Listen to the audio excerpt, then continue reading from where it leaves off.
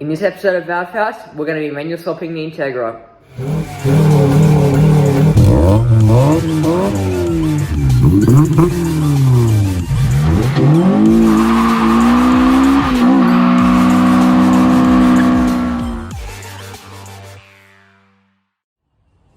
Alright, so we popped the wheels off, it's resting on jack stands, ready to do the manual swap. So we've disconnected the battery already, and now what I've got to do is I've got to make as much room as I can, which I don't want to remove as much as I think I should, but the distributor I want to keep on. I know some people remove it when they do it, but I feel like I should keep it on just because I don't want to mess up the timing.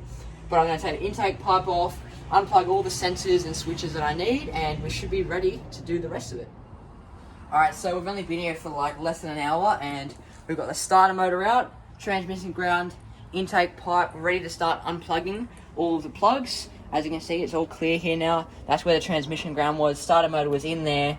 As I said, I'm trying to leave the distributor on, but it was a bit tricky trying to get the starter motor off, so don't know if I'm going to take that off yet, but Ben and I should get to the grind and keep going.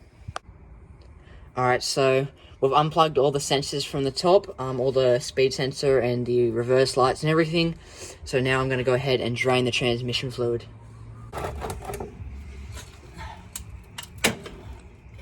we go.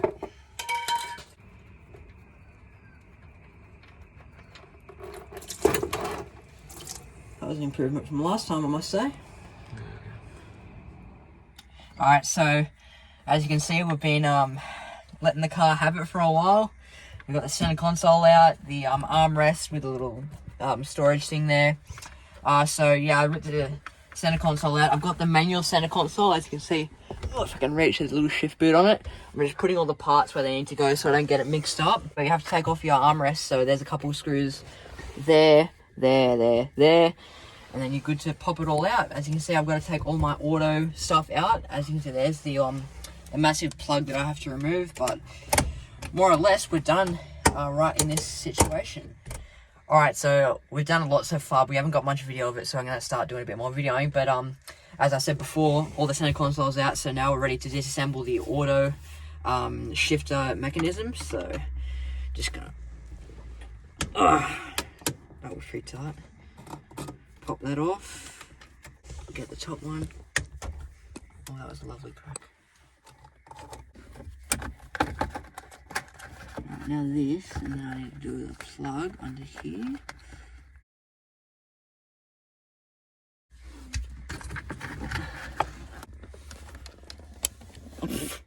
It's a globe. For what? For when I turn my lights on, you know how they all light up? Okay. Well, that's off. Easy. So, essentially, we've got to remove everything you see. All this mechanism, all these wires, well, we can leave that plug there, but this stuff here, all this spaghetti, that's for the auto, which has nothing to do with the manual, so everything has to go. We've got to remove the automatic shift plate as well, which is underneath the car. See where the cable goes through the automatic shifter? That's the shifter cable. So there's a plate underneath that we need to remove from underneath the car. So, alright, so I've plugged this back in because I think we may need it. I think we just chop all of them wires and then get the spaghetti out of the way. But I'm just reading my Haynes repair manual here. It's actually coming really useful at the moment. But I've pulled this shift linkage or shift cable retaining clip out. It come out actually really easy. I'm just going to place that down and read the next part. Unbolt the shift cable bracket. Oh, yep, that's that. Under the car we go. Alright, so these two bolts, I've got to unscrew.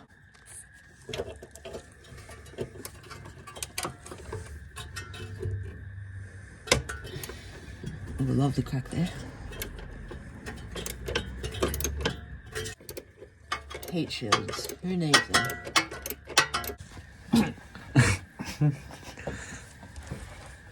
Alright, so that's the bracket we popped off just there. We're further down the shift cable now. That's a gearbox just there. Like, oh, I can see the light at the end of the tunnel. But we're gonna pop this off now. I think in the book it says to somehow detach this away with leaving this on.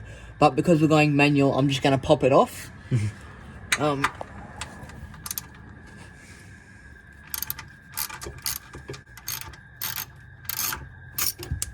Oh.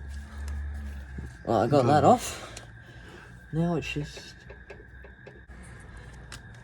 Yep, 4-5. Remove the shift cable cover bolts. Can you see the cover bolts? Is there a cover there? Righto, so as I said further down, we're going to remove the shift cable cover.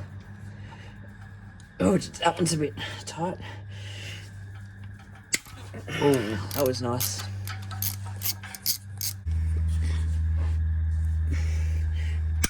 Oh, Yeah, that was good too. Not as good as the first one, but good, I must say. Yeah. Oh, Righto, cover off. oh, there you go. You can see up in there now. I'm pretty crafty. I'm just popping this off. I found a way to... There's a little bracket, Yeah, something. they're little thingos. I don't know what they are.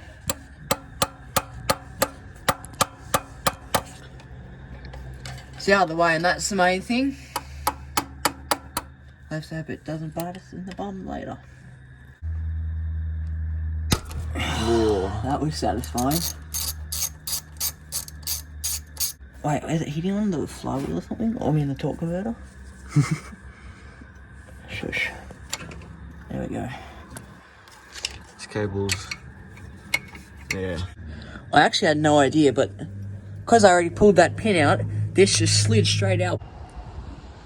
So we've just been going around taking every single plug and hardline off the auto transmission we can see, and we think we've got it all. So we just did this. I think that's the transmission cooler. I've actually got no idea what it is, but that one there, and there's another one of them on the back of the gearbox.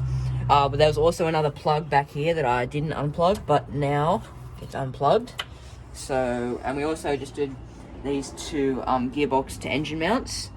They're just because we were trying to take this bracket off, but then we realized they got all the way through. So we're just going to take them out, and now hopefully I'm going to pop this engine mount off now. Gearbox mount, sorry, the one that mounts to the front of the gearbox. I'm going to pop that off now.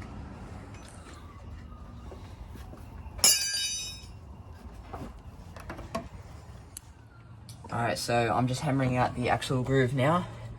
As you can see, there's the groove there. It's actually moved a bit, which isn't very good, so hopefully it didn't fall off when I was driving. That was good. So we didn't film the other side just because we didn't think this breaker bar was long enough, but after a lot of jumping up and down, we finally got it off, so we're now going to do the same to this side.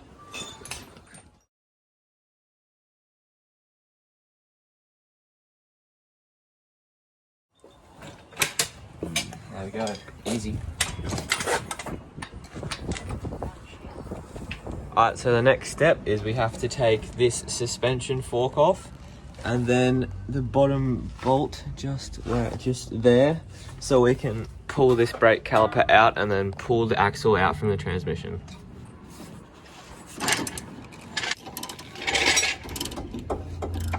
Alright, so next step is we just gotta take that one bolt off there so we can slip this fork down so the axle can slip out. Alright, so what I'm going to do to take the axle out is I'm going to jack up the lower ball joint. As you can see, the nut's off. When I jack it up, it should get straighter and allow it to push down. But if it doesn't fall down, we'll need some encouragement from a mallet. And then after that, we should be able to separate it, pull the axle out of the gearbox, and then the axle should be out. So unfortunately, the old smashing the hammer trick against the ball joint didn't work for us. It only worked on one side. But so we had to go get a ball joint separator from Bunnings. So the way it works is when you tighten this down, it's going to push it out and separate the ball joint. So I'll show you how this works. So what I'm going to do is put that on and start separating it.